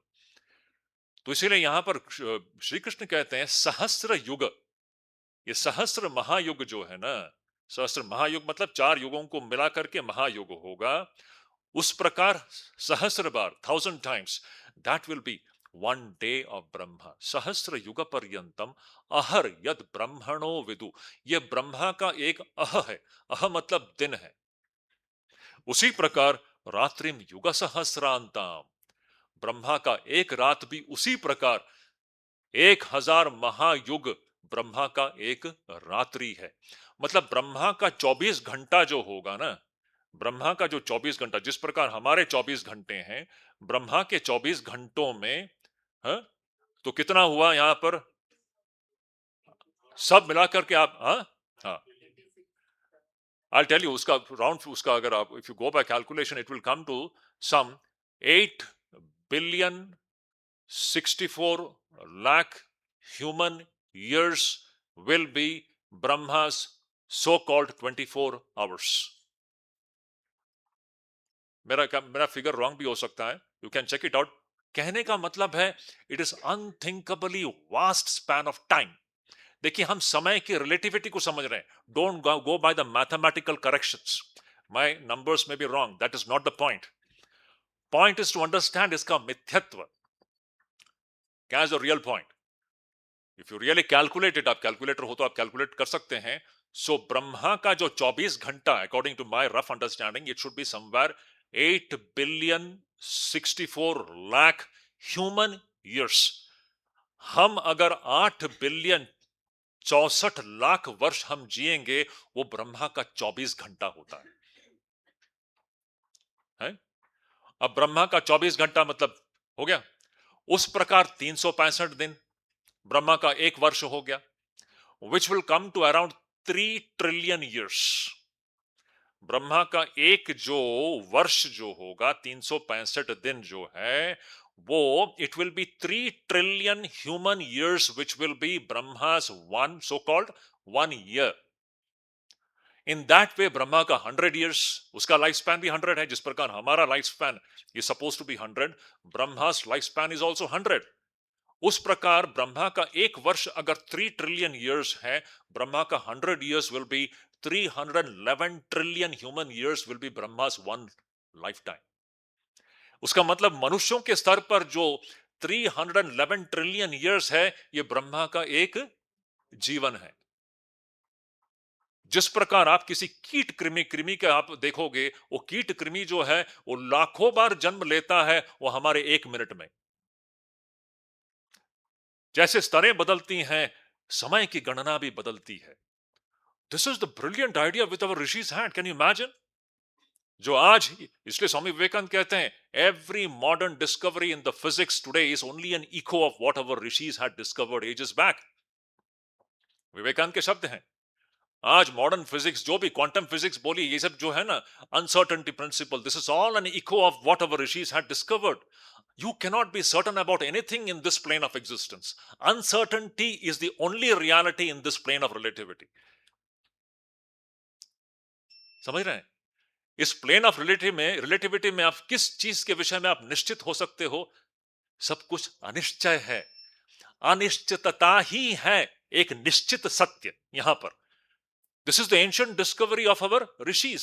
Uncertainty is the only reality in this plane of so-called relativity. उस बात को यहां पर दर्शाया जा रहा है। भगवान कृष्ण कह रहे हैं, ब्रह्मा का जो आधा दिन जो है वह सहस्त्र युगों से बनता है। और हमारे सहस्त्र युग मतलब हमारे कितने साल, हमने कहा। उसी प्रकार ब्रह्मा का जो और एक आधा आधा जो सो कॉल्ड दिन और रात मिलाकर के 24 घंटे जो हैं, मतलब सहस्त्र 2000 महायुगों से ब्रह्मा का 24 घंटा बनता है। ये उसका कैलकुलेशन है। अच्छा, हम ये सब क्यों कर रहे हैं? देखिए, ये बड़ा विवेचन है, ये सत्य है। हमको इसके प्रति हमारे अंदर जो सत्यत्व बुद्धि है ना, उसको तोड़ने के लिए है। यहां पर सत्य क्या है? बड़ा इंटरेस्टिंग है। आज थियर जो या फिजिक्स के स्टूडेंट ज्यादा अच्छी तरह समझ सकते हैं। आज मॉडर्न फिजिक्स भी थियोरेटिकली कहती है, क्या कहती है पता है? अगर आप समझ लीजिए, एक वो ट्विन पैराडॉक्स है ना, आपने सुना होगा ट्विन पैराडॉक्स। क्या है ट्विन पैराडॉक्स? एक ट्विन है, हाँ? एक ट्विन बच्चा है, दोनों एक ही समय में उनका उनका जन्म हुआ, हो सकता है आगे पीछे, दोनों का उम्र एक ही है। अब उस ट्विन में से एक जो व्यक्ति है, अगर आप उसको, if you make that person travel at the speed of light, physics कहती है, okay, if you make that person travel in the speed of light, what will happen, you know? Time will slow down. That person who is traveling in the speed of life, he will be aging slowly compared to this person who is stationary on the earth. Time's relativity. The person who is standing as an observer on the plane, on the surface of the earth, and if you make the other person travel in the speed of the light, that person will be aging slowly. अच्छा, ये proved है क्या? Proved नहीं है. It is only theoretically. It cannot be proved. In physics, this is not proved. It is only a theory. But it's a theory. It is hinting at this very point कि कैसे समय जो है सापेक्षिक है। Can you, इसलिए हमारा जो समय है, don't think that this is absolute. Time is not absolute. The point is that, समझ रहे हैं इस पूरे विवेचन की गहनता को? शंकराचार्य जी बार बार कहते हैं, ये जो देश काल निमित्त जो है, ये सब सापेक्षिक है, यह निरपेक्ष नहीं है। This is not absolute. This desh kaal nimitta is what is known as maya. ये माया का दूसरा एक सुंदर एक एक एक डिस्क्रिप्शन है। यहां पर कुछ भी निश्चित नहीं है। Nothing is absolute. Time is not absolute, it is relative. It is relative to other planes of existences. Compared to a small organism which is living at a different plane of existence, if it lives lakhs and lakhs of lifetimes, that will be just 1 minute for you and me. And when we live lakhs and lakhs of lifetimes, that will be 1 minute for Brahma. This is a relativity of time depending upon different planes of existences. That is what Krishna is talking about. Pure modern science के साथ जुड़ता है कि नहीं ये बात? कृष्ण कहते हैं, ब्रह्मा का जो दिन है और एक जो रात है, वो इस प्रकार का है। सहस्त्र युगों से ब्रह्मा का एक दिन बनता है और सहस्त्र युगों से ब्रह्मा का एक रात बनता है। ये दिन और रात के रहस्य जानने वाले ऋषियों ने हमको ये बताया है। देहो रात्र विदो जना। क्या सुंदर बात है। रात्र और दिन के रहस्य को जानने वाले ऋषियों ने हमारे सामने इस तथ्य को रखा है। और फिर क्या? अव्यक्ताद् व्यक्तयः सर्वा प्रभवन्त्यः रागमे रात्र्यागमे प्रलीयन्ते तत्रैव व्यक्त संज्ञके। श्री कृष्ण कहते हैं कि अव्यक्ताद् व्यक्तयः सर्वा प्रभवन्ति अहरागमे। ब्रह्मा के दिन में, जैसा ही ब्रह्मा का दिन शुरू होता है, तो जितने भी जीव जंतु हैं वह अव्यक्त दशा से व्यक्त हो जाते हैं। From the unmanifest, they become manifested. And रात्र्यागमे प्रलीयन्ते तत्रैव अव्यक्त संज्ञके। और ब्रह्मा का जब रात्रि जब आती है, तो जो भी व्यक्त जो है वो सब दोबारा अव्यक्त में चली जाती है। अब देखिए, ये ब्रह्मा के स्तर में भी हो रहा है, आपके और मेरे स्तर में भी हो रहा है। हर रोज रात को जब हम निद्रित होते हैं, ये जो भी अभिव्यक्ति है सब अनभिव्यक्त हो जाती है कि नहीं?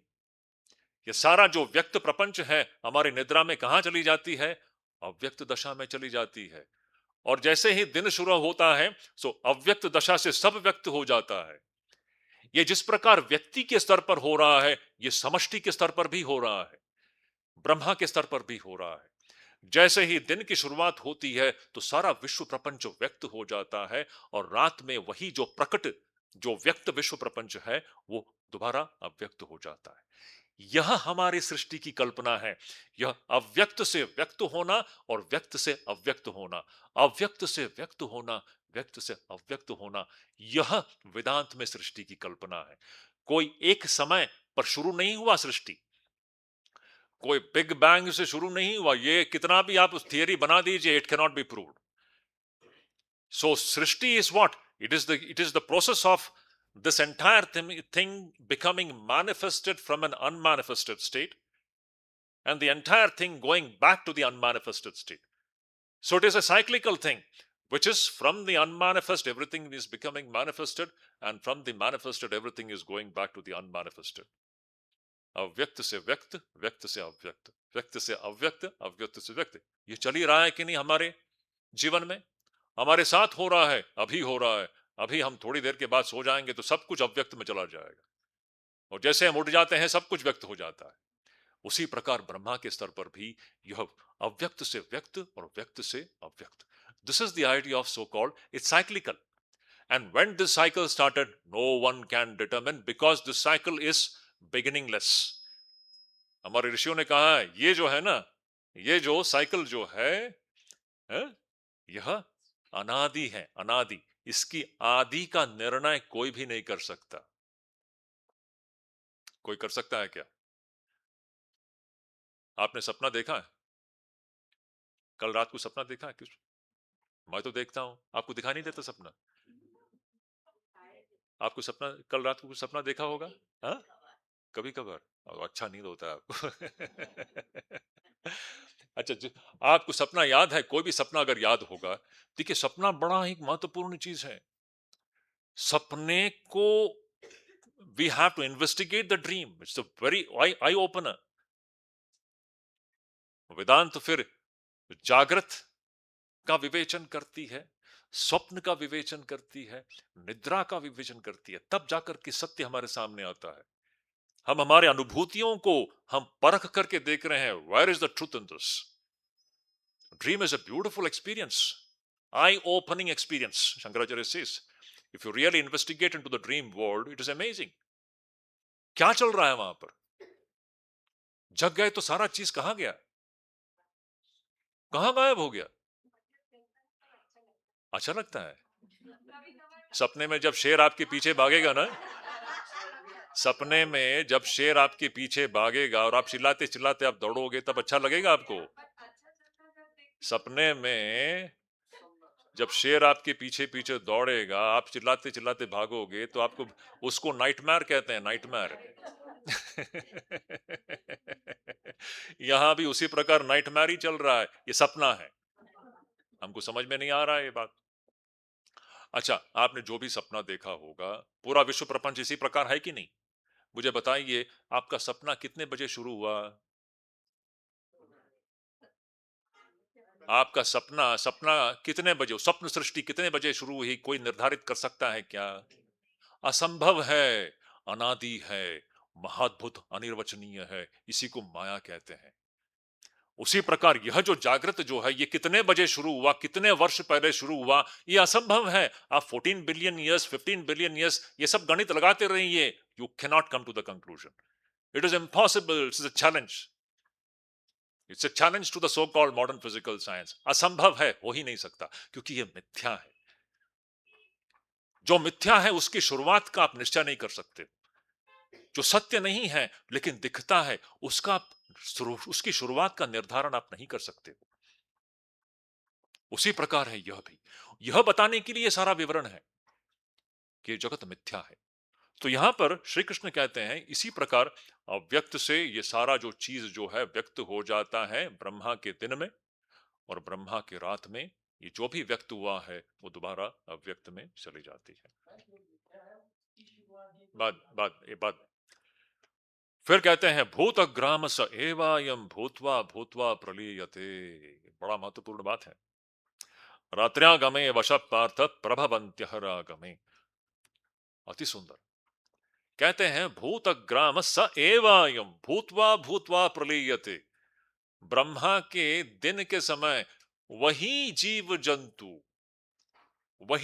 जंतु सब समय, हर ब्रह्मा के हर दिन में वही जीव जंतु अभिव्यक्त हो रहे हैं, और वही जीव जंतु जो है अनभिव्यक्त अनभिव्यक्त दशा को प्राप्त कर रही है, और दोबारा वही जीव जंतु जो है वह व्यक्त हो रही है। The same so-called jivas, they are getting manifested and they are going back into the unmanifested state. This is going on cyclically. ये चल ही रहा है। स्वामी विवेकानंद अमेरिका में एक लेक्चर में, आप ज्ञान योग लेक्चर्स में पढ़ सकते हो इस बात। स्वामी विवेकानंद कहते हैं, आपको पता है, वो इसी प्रकार एक एक सभा को संबोधित कर रहे थे, मंच पर खड़े हैं और स्वामी जी, यही वेदांत, स्वामी जी ने क्या प्रचार किया मुझे बताइए आप।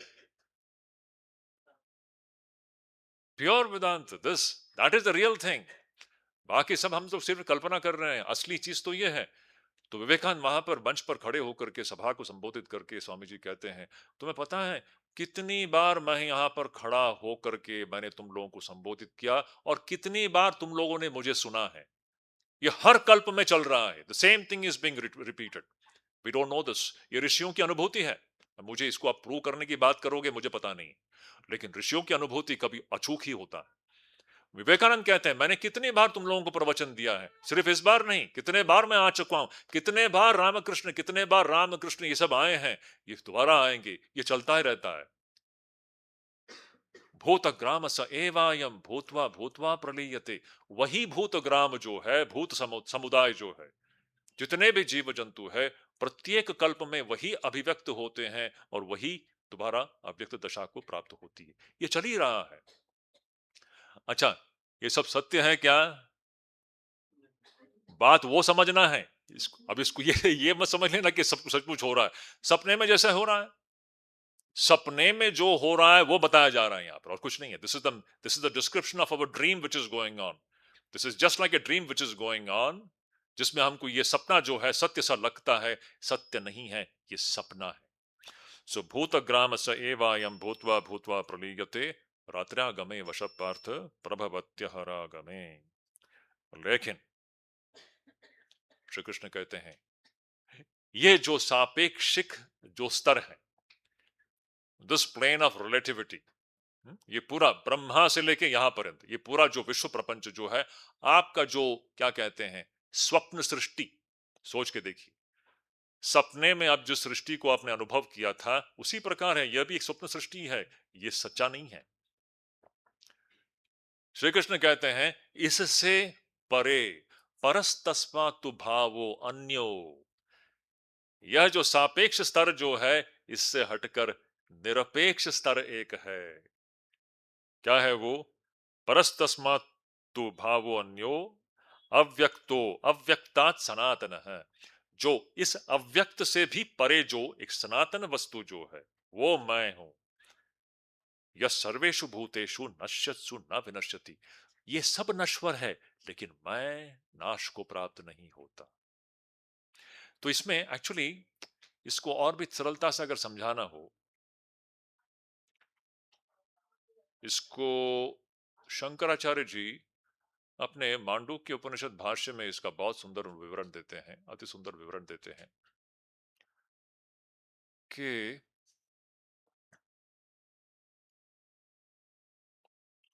हम सभी लोगों ने सिनेमा देखा है। सिनेमा देखा है कि नहीं? सिनेमा थिएटर में हमने सिनेमा देखा है। आप 2 घंटे अब जब सिनेमा देखते हो, सिनेमा घर में जाकर के आप सिनेमा देखते हो, आपकी आंखें खुली हुई हैं, आप 2 घंटे से आपने कुछ देखा है। आपने क्या देखा? आप तो मांडू, जिसने मांडूक्य उपनिषद अटेंड किया है, आप मुंह मत खोलिए आप।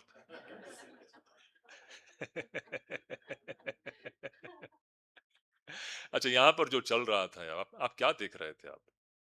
आप पर्दा ही देख रहे थे। आप समझ में आया कभी? आप आप थोड़ी आप जितने आप सिनेमा घर में जाकर के आप सिनेमा जब देखते हो, 2 घंटे आपकी आंखें खुली हुई हैं, प्रश्न ये है कि आपने क्या देखा? आप कहोगे आपने सिनेमा देखा, है ना? ये अज्ञान में हम कहेंगे कि हमने सिनेमा देखा। ज्ञानी कहेगा कि मैं 2 घंटों के लिए सिर्फ मैं पर्दा ही देख रहा था। क्यों? ज्ञानी ऐसा क्यों कहेगा? मुझे बताइए, उस पर्दे के ऊपर सिनेमा रूपी कोई सत्य वस्तु है क्या? वहां पर सच्चाई में क्या है? पर्दा ही है कि नहीं? पर्दा से भिन्न सिनेमा कोई द्वितीय सत्य वस्तु है क्या? प्रश्न है। अब यहां पर जो चल रहा था, इस पर्दे में आप कहा गया, पर्दा निकाल दिया गया।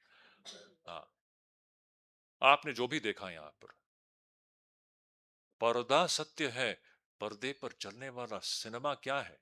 सत्य है क्या? आप जब सिनेमा को देखते हो उस वक्त भी आप पर्दे को ही देख रहे हो, हमें समझ में नहीं आ रहा है। उसी प्रकार ये सिनेमा चल रहा है, यहां पर ये सिनेमा है। इस सिनेमा को देखते हुए भी अभी भी हम उस ब्रह्म रूपी पर्दे को ही देख रहे हैं, हमको समझ में नहीं आ रहा है।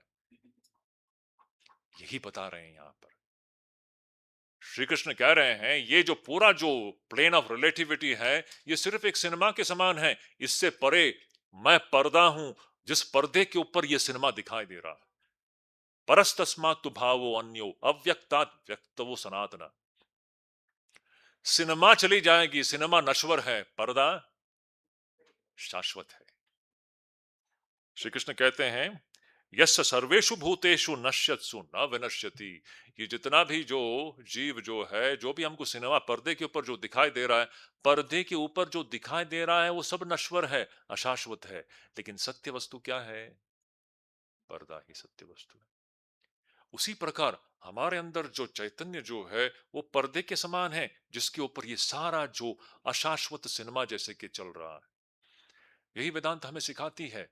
और वो अभी उपलब्ध है हम लोगों के लिए, वो आने वाला है ऐसा नहीं है। इसी क्षण हम उसी को देख रहे हैं, हमें समझ में नहीं आ रहा। तो ये बात यहां पर श्री कृष्ण बताते हैं कि परस्तस्मात् भावो अन्यो अव्यक्तो अव्यक्तात् सनातनः यस्य सर्वेषु भूतेषु नश्यत्सु न विनश्यति। अव्यक्तोक्षर इत्युक्त तमाहु परमाम गतिम। फिर कहते हैं, ये अव्यक्त जो है ना, अव्यक्त अक्षर यानी परब्रह्म की बात हो रही है यहाँ पर। इति उक्त तमाहु परमाम गतिम, ये परम गति है। ये जो सच्चिदानंद ब्रह्म जो है, यही परम गति है। यम प्राप्य न निवर्तन्ते तद्धाम परमम मम। जिसको इसका ज्ञान हो जाता है, वो दोबारा वह पुनर्जन्म को प्राप्त नहीं करता। यम प्राप्य न निवर्तन्ते, वो दोबारा इस प्लेन ऑफ रिलेटिविटी में वह लौट करके नहीं आता। तद्धाम परमम मम। तो ये मेरा अंतिम धाम है। तो हमने 21 श्लोकों को देख लिया। बाकी जो श्लोक हैं 22 से लेकर के 28, इसको हम लोग कल सवेरे, हम लोग हमारे पास 2 और सत्र है? 3 नहीं होगा, कल सवेरे 2 होगा। उसके बाद कुछ कुछ और है, मुझे लगता है कुछ प्रणाम वणाम वगैरह है। ऐसे ही लगता है। कल शाम को दोपहर का सत्र प्रणाम होगा, फिर शाम को कुछ और भी कुछ प्रोग्राम है। हाँ, हाँ, तो हमारे लिए 2 है, कल सवेरे 2 है। तो उसमें हम लोग एक काम करेंगे, ये बाकी के जो श्लोक है ना, इसको कल सवेरे के सत्र में हम लोग ले लेंगे। और उसका बाद 3 to 4:30 वो शायद वो ये है। लेकिन वो प्रणाम प्रणाम कुछ कुछ है। हाँ? अलग से दिया है। अच्छा, तो 6 to 7। अच्छा, ठीक है, ठीक है। तो ठीक है, जो भी है, हम लोग कल सवेरे ले लेते हैं। तो अभी तक हमने जो देखा, आज के सत्र में श्री कृष्ण ने जो चित्र हमारे सामने प्रस्तुत किए हैं, ये जो जगत जो है ये शाश्वत नहीं है, ये समझाने के लिए। ये जो भी ये जो गणित जो किया, आप गणित से डरिए मत, मुझे तो बहुत डर लगता है, मैं गणित में अच्छा नहीं हूं। लेकिन हमको यह समझाने के लिए बताया गया है कि जगत मिथ्या है। इतना ही, इसको गांठ बांध करके रख लीजिए। वो अभी देखिए, बड़ा आश्चर्य की बात है। हमारे देखिए, गणित का जन्म भारत से हुआ है। ये गणित देखिए आप, rishis are talking about trillion years. Can you imagine? They had the concept of unimaginable vast spans of time. Can you imagine? European science and mathematics का जन्म हुआ, जीरो का आविष्कार यहां से हुआ, सारा न्यूमरल्स यहां से गया, पूरा गणित, ज्योमेट्री, अलजेब्रा, ट्रिग्नोमेट्री सब यहां से गया हुआ है। आज हमको भुला दिया गया है, हमको भ्रमित कर दिया गया कि ये सब यूरोप से आया है। नहीं, ये सब तो यहां से विवेकानंद कहते हैं, all modern science, mathematics, everything has gone from this land, our rishis. No नहीं, देखिए ये भगवत गीता कब का ग्रंथ है? यूरोप का जन्म कब हुआ है? परसों हुआ है, 600 साल पहले, Renaissance. Look at the calculation of these rishis, which we are finding in this book. It is talking about 311 trillion human years. How did they have the concept of 311 trillion human years? Unimaginable, vast spans of time, unless they were expert mathematicians. कल्पना कर सकते हैं आप? रोमांच हो रहा है सोच करके। ये हमारी देन है। आप फिजिक्स कह लीजिए, मेडिकल साइंस ले लीजिए आप, everything was born here. From here everything went to the west, and we have been fooled by the so-called western academics to believe that everything, आज हम सब उनके किताबें पढ़ रहे हैं, हम लोग हमारे बच्चों को पढ़ा रहे हैं, उनको हम ब्रेन वॉश कर रहे हैं, सब ये है वो है।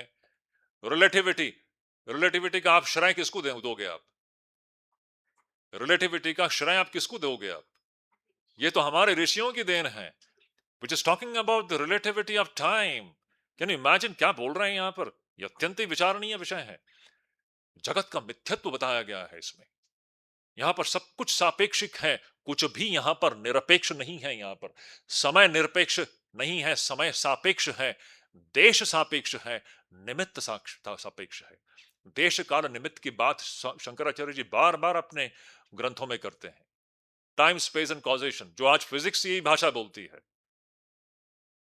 समय है। अच्छा, समय हम लोग समझते हैं यहां का समय, यहां से दिल्ली जाने के लिए कितना घंटा लगता है? कोई कहेगा कि बाय रोड 10 घंटा लगता है। ये 10 घंटा क्या एब्सोल्यूट है क्या? Is it an absolute unit? It is relative. You understand? Compared to a different plane of reference, is it absolute? No, it is not absolute. लेकिन we are taking it as if it is absolute. This is the problem. समय इस मिथ्या, और देश, space, हम कहेंगे यहां से वहां इतना किलोमीटर का डिस्टेंस है। We are taking it as if it is an absolute entity. It is not an absolute entity. It's relative. And causation, causality is just, what should I say? It's a delusion. It's an illusion. ये हमारे ऋषियों की भाषा है।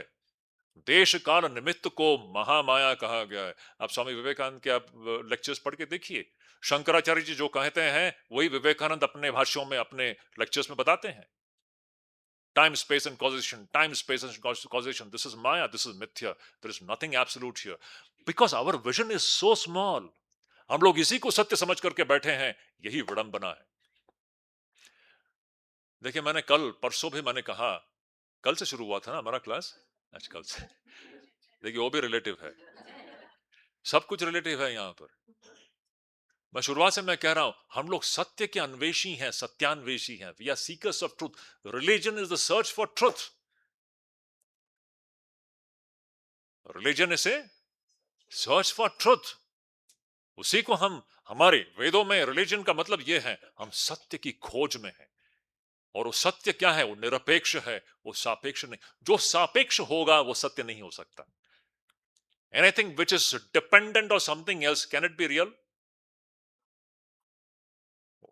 Waves by themselves, can you say that waves are real? Because waves are dependent on something else.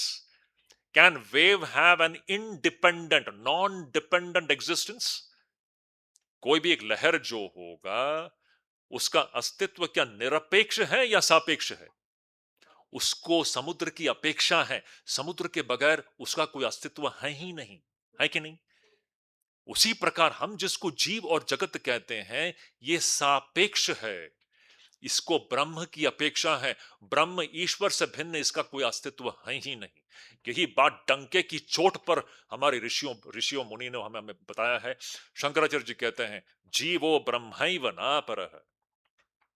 ये जो जीव जो है वो ईश्वर से भिन्न उसका कोई अस्तित्व ही नहीं है। हम जिसको जीव कहते हैं इतने रूपों में, ये सब वही ईश्वर का ही इतना रूप है। घुमा फिरा के वहीं आना है हमें। ये बीच में जो डिस्कशन हुआ लगेगा कि जरा कॉम्प्लिकेटेड है, लेकिन ये डिस्कशन क्यों किया गया, यह बताने के लिए कि यहां पर एक प्रभु परमेश्वर से भिन्न द्वितीय कोई वस्तु है ही नहीं। हमको जो द्वितीय लगता है वो सब सापेक्षक है, उसको ईश्वर की अपेक्षा है। ईश्वर ही एकमात्र निरपेक्ष है। समुद्र ही, अच्छा समुद्र को दूसरे किसी चीज की अपेक्षा है क्या? वो अपने आप ही विद्यमान है। लहरें हो या ना हो, समुद्र है कि नहीं? लहरें हो या ना हो, समुद्र है। या जीव जगत हो या ना हो, प्रभु परमेश्वर ईश्वर सब समय विद्यमान है। ये हर दिन हो रहा है हमारे साथ। देखिए, यह एक ये जागृत जो है एक लहर के समान है, अभी उठा हुआ है। थोड़ी देर बाद ये जागृत चला जाएगा, दूसरा लहर उठेगा, स्वप्न रूपी लहर उठेगा। थोड़ा देर वह भी रहेगा, फिर थोड़ी देर स्वप्न रूपी जो लहर है वो भी चला जाएगा, फिर गाढ़ निद्रा आ जाएगी। कुछ नहीं रहेगा, कुछ नहीं रहेगा ऐसा नहीं, प्रभु परमेश्वर है वहां पर। फिर वो भी चला जाएगा, दोबारा ये जागृत रूपी लहर उठेगी। ये जितने लहरें उठ रही हैं ये सब सापेक्षक है। निरपेक्ष क्या है? आप निरपेक्षक हो। आप निरपेक्षक हो। You are that absolute witness, witnessing this rising and falling of waves of the three different states. उसी को हम ईश्वर कहते हैं, उसी को हम परब्रह्म कहते हैं। इसी क्षण यहीं पर ये तीनों अवस्थाएं जो हैं ये ईश्वर से ओतप्रोत हैं। तीनों अवस्थाएं जो हैं यह परब्रह्म से ओतप्रोत है कि नहीं? परब्रह्म से भिन्न कोई अवस्थाएं हैं क्या यहां पर? परब्रह्म से भिन्न कोई जीव भी नहीं है, कोई जगत भी नहीं है। ये ईश्वर के ही इतने सारे रूप हैं यहां पर। यह दृष्टि है। घुमा फिरा के क्या है? घट घट में राम, कण कण में शिव। घुमा फिरा के इतना ही कहना है। ये समझाया जा रहा है विभिन्न प्रकारों से, क्योंकि हमारे मन में जो कूड़ा कचरा जो भरा हुआ है ना, मैंने जो कहा, जब तक ये कूड़ा कचरा जो भरा होगा तब तक हम कभी भी हम ध्यान भी नहीं कर पाएंगे, कभी भी सत्य को हम पहचान नहीं पाएंगे। तो मन से इस कूड़े कचरे को निकालने की ये प्रक्रिया है हमारे वेदांत में, ताकि हम आंखें खोल करके देखिए ये एक ही प्रभु परमेश्वर के इतने सारे रूप हैं। तो उन बाकी श्लोकों को हम लोग कल सवेरे ले लेंगे। एक 5 मिनट का समय है, किसी को अगर कुछ पूछना है तो पूछ लीजिए, लेकिन प्रश्न हमने जो डिस्कस किया उसी पर केंद्रित होना चाहिए, यहाँ वहां के प्रश्न नहीं। हाँ बोलिए।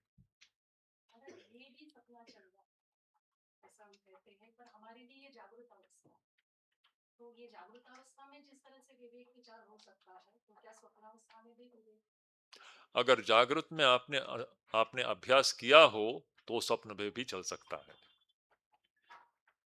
जागृत में अगर आपने अभ्यास किया हो तो वो स्वप्न में भी चल सकता है, होता है। ऐसे अच्छे साधक जो लोग हैं जो इस प्रकार, किस प्रकार, तस्मात् सर्वेषु कालेषु माम अनुस्मर युद्धे च। तस्मात् सर्वेषु कालेषु क्या कहते हैं उसमें? श्री कृष्ण कहते हैं क्या है? तस्मात् सर्वेषु कालेषु माम अनुस्मर। यहाँ पर ये है ना, ये यहाँ पर कहते हैं अनन्य चेता सततम यो माम स्मरति नित्यशः। जो साधक इस प्रकार अनन्य भाव से सतत और नित्यशः मेरा स्मरण करने का अभ्यास करेगा तो उसके सपने में भी वो चलता रहेगा। ये अच्छे साधकों में ही होता है। बिल्कुल संभव। ये जलज।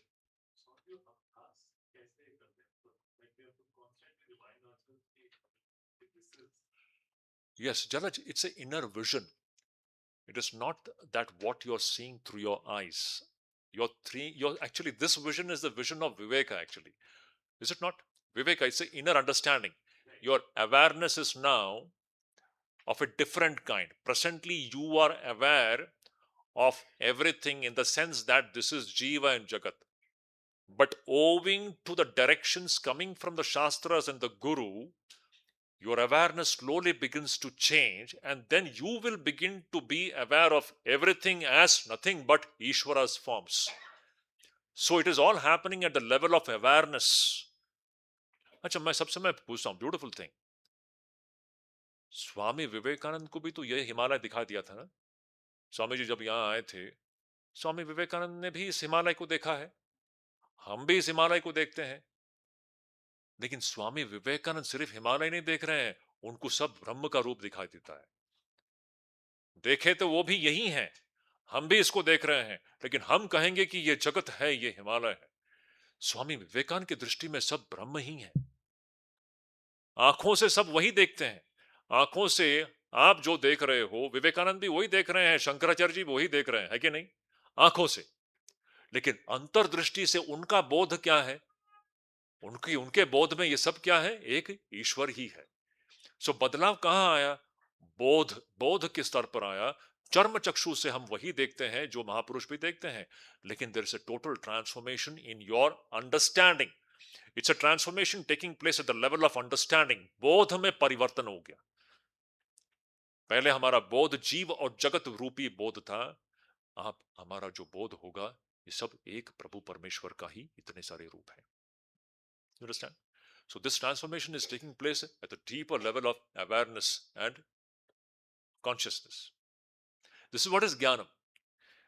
So externally we are all seeing the same thing, but our understanding is different. That's why एक ब्रह्मज्ञानी पुरुष का जो, वो भी ये सब देखता है, लेकिन उसके लिए वो सब ईश्वर का रूप है। श्री रामकृष्ण के लिए सब ईश्वर का ही रूप है, लेकिन हम कहते हैं जीव जगत है। अब कौन सही है? हम सही हैं या रामकृष्ण सही है? आप फैसला कर लीजिए। रामकृष्ण कहेंगे ये सब, भाई ये ब्रह्म को मैं इतने रूप में देख रहा हूं, उसको ब्रह्म ही दिखाई देता है, हमको सब जीव जगत दिखाई देता है। या तो वो सही है या तो हम सही है, और कौन सही है? अच्छा, अच्छा, हम कैसे कहें कि हो सकता है उनका कुछ गड़बड़ हो? ऐसा भी नहीं, वेरी रैशनल, उपनिषद किसी को नहीं छोड़ता। हम कैसे कहें कि श्री राम कृष्ण को जो दिखाई देता है वो सही है और हम गलत है? ऐसा क्यों नहीं हो सकता कि हम सही है और वो गलत है? सोच के देखिए, क्यों हम ऐसा क्यों कहते हैं कि वो सही है और हम गलत है? ये भी तो प्रश्न उठ सकता है। हो सकता है कि हम सही, मुझे लगता है कि अरे भाई ये जीव जगत ही सही है, उसका तो कुछ प्रॉब्लम है। ऐसा भी तो प्रश्न हो सकता है। नहीं, वही सही है। क्यों? दो चीजें हैं उसका कारण। उनको दुख का स्पर्श नहीं हो रहा है, सब समय परमानंद में है कि नहीं? और हम दुख में डूबे हुए हैं, हम निरानंद में हैं। और उनका परमानंद ऐसा नहीं है कि क्षणिक है, सनातन परमानंद है। उनके इसमें दुख का कोई स्पर्श भी नहीं है, परम आनंद में डूबे हुए हैं। ऐसा नहीं क्षणिक वो परम आनंद है, ऐसा नहीं वो आनंद जो आएगा और चला जाएगा। वो नित्य आनंद में डूबे हुए हैं। उसका मतलब वही सही हो सकता है, हमारा ही गड़बड़ है। है कि नहीं? हमारे दृष्टि में गड़बड़ है। हमको जो ये जीव जगत दिखाई देता है, ये असम्यक दर्शन है, ये अज्ञान के कारण है। इस असम्यक दर्शन को ठीक करना ही हमारे जीवन का मुख्य उद्देश्य है। यही रिलीजन है और कुछ नहीं है। ये सम्यक दर्शन को प्राप्त करना, यही हमारे जीवन का मुख्य उद्देश्य है। यस असीम जी, लास्ट क्वेश्चन। हाँ,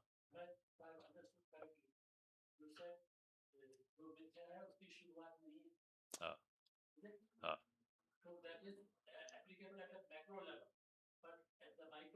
हाँ, हाँ, बिल्कुल मिथ्या है। ये शरीर की शुरुआत नहीं है एक्चुअली। वो आप सब आपकी दृष्टि बहुत संकुचित है। आप कितने शरीरों में रह चुके हैं पता है? हाँ, yes. Where is the starting point of it? You have lived in so many bodies. Now, when did that cycle start? You can talk about the beginning of this particular structure actually. Actually, you cannot even talk about this, but बड़ा बड़ा very beautiful question, असीम जी, बैठिए। ये शरीर क्या है?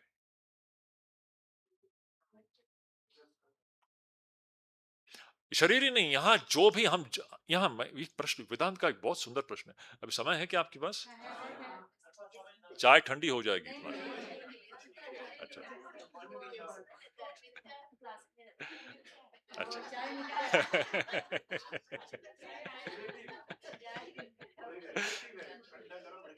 चलो अच्छा है। नहीं, मेरे लिए चाय सत्य है, मैं बिल्कुल जाके पीऊंगा। मेरे लिए चाय पीते फिर चाय सत्य है, फिर मैं पी लेता हूँ उसको। तो देखिए, ये नहीं, एक गंभीर विषय है।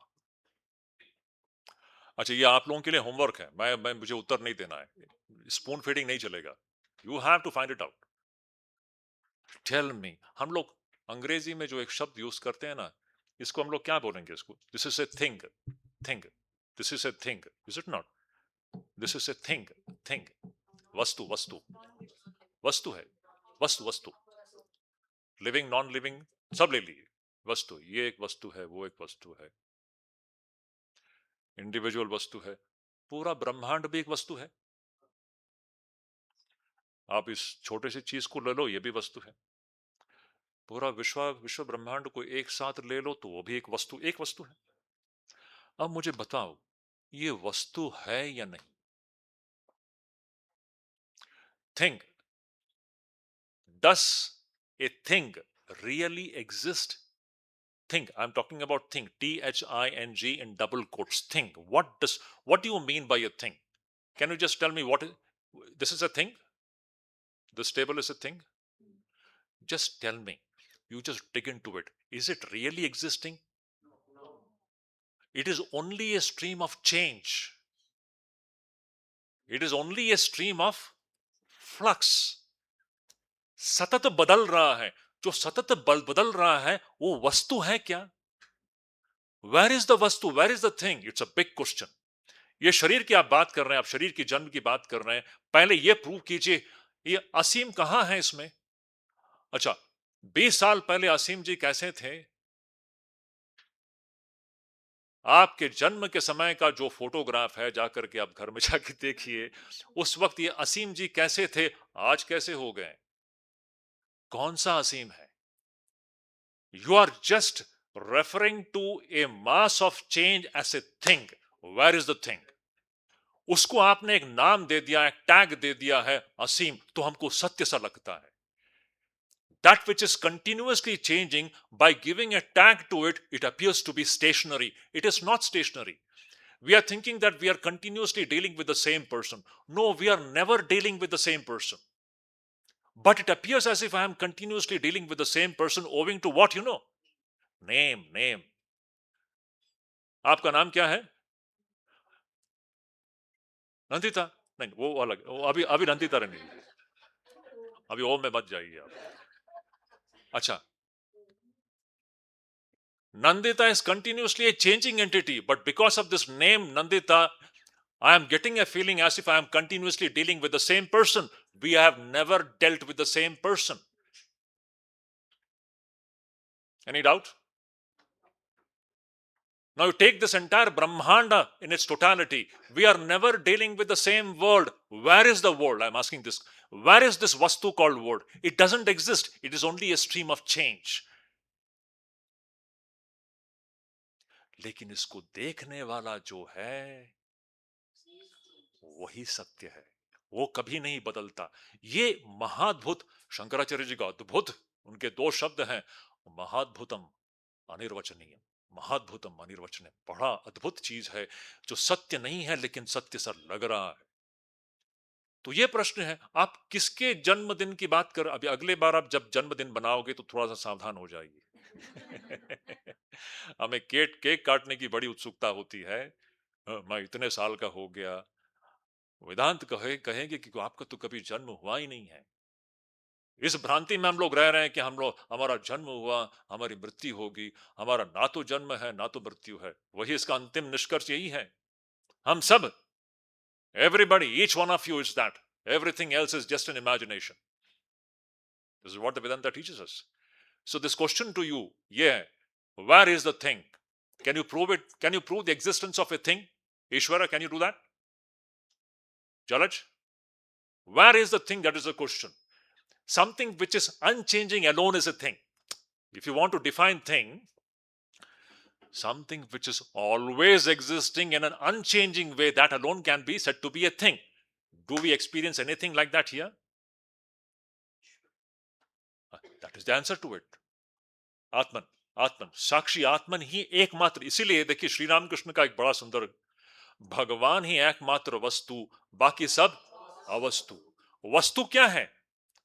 वो सच्चिदानंद ब्रह्म ही एक वस्तु है। That is the only thing which is actually existing. Everything else is what? It is avastu. It is not even a thing. Where is the thing? This is what Vedanta is saying. वही सत्य है, बाकी सब मिथ्या है। दिखता है लेकिन सत्य नहीं है। अब जो दिखता है, जो सत्य नहीं है, उसको सत्य समझ करके हम उसको पकड़ेंगे तो क्या होगा? दुख ही मिलता है। यही हमारे जीवन में हो रहा है। तो ये, this is the answer to you. Where is the thing? Where is the thing?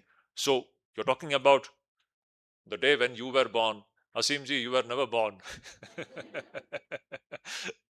Yes, this is not a joke. This is the thing to be meditated upon. To know our unborn, ajam, अजो नित्य, क्या Bhagavad Gita, this very second chapter, न जायते म्रियते वा कदाचित नायम भूत्वा भविता वा न भूय अजो नित्य शाश्वतोयम पुराणो न हन्यते हन्यमाने शरीरे। This is the plain naked truth about all of us. Everything else is just an imagination. न जायते न म्रियते, ये जो सच्चिदानंद आत्मा जो है, इसका ना तो जन्म होता है, ना तो उसकी मृत्यु होती है। अजो नित्यो शाश्वतो अयम पुराणो न हन्यते हन्यमाने शरीरे। तो ये शरीर जो है ये मिथ्या ही है। आपने कहा मिथ्या, शरीर बिल्कुल मिथ्या है। तो ये बात है, यहीं पर हम लोग रुक जाते हैं बस। No name, we should understand. That's why, see, ultimately if you go by the Upanishadic uh, conclusions, our only real name possible is, what's your name? Om. Om is the name of the real Vastu. The name of the real Vastu is Om. That unchanging Vastu is what is referred to as Om. आपका जो मंत्र जो है ना, Om से जो शुरू होती है, it is referring to that unchanging Vastu, which is our true nature. ये जो नंदिता है, राहुल है या जलज है, ये सारा ईश्वर का नाम तो ईश्वर है। वहां पर ईश्वर है, हमारे बहुत पुराने बंधु हैं वो। लेकिन क्या सुंदर नाम रखा है। सचमुच ही सभी लोग अगर माँ बाप ऐसा नाम रख दे बचपन से, वो ईश्वर, मेरा नाम क्या है? ईश्वर। नहीं, देखिए हमारे हिंदू परिवारों में यही पहले प्रथा थी। आज हम क्या क्या नाम रखते हैं। आजकल के माँ बापों को देखो कि बच्चों का नाम क्या विचित्र विचित्र नाम है, किसी को कोई मतलब ही नहीं है। हमारे वैदिक हिंदू सनातन धर्म के जो परिवारों में नाम कैसे रखते थे? राम, हरि, लक्ष्मी, लड़कियां हो तो लक्ष्मी, दुर्गा, सरस्वती, ऐसे नाम, कामाक्षी, चिन्मयी, ये सब हमारे दिव्यता की ओर ले जाने वाले, ऐसे स्मरण दिलाने वाले नाम होते थे। आजकल के बच्चों का नाम आयन, शयन, वो सब, ये सब बाहर का सब लोग इमिटेट कर रहे हैं। विचित्र विचित्र नाम, कोई कुछ नाम देखो तो बड़ा अजीब लगता है, कोई मतलब ही नहीं है।